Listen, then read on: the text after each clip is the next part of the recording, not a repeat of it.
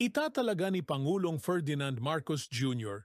si Foreign Secretary Enrique Manalo bilang bagong permanent representative ng Pilipinas sa United Nations pagsapit ng Hulyo 31 ayon sa Malacanang.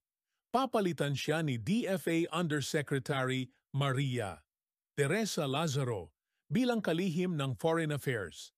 Ang desisyon ay kasunod ng pagre-retiro ni UN Envoy Antonio Lagdameo. Ayon kay Executive Secretary Lucas Bersamin, ito'y bahagi ng kampanya ng Pilipinas para sa pwesto sa UN Security Council. Si Manalo, isang batikang diplomat, ay nanguna sa mas aktibong posisyon ng Pilipinas sa West Philippine Sea at pinalakas ang ugnayan sa Estados Unidos. Salamat sa panonood. Huwag kalimutang i-like, i-share at mag-follow.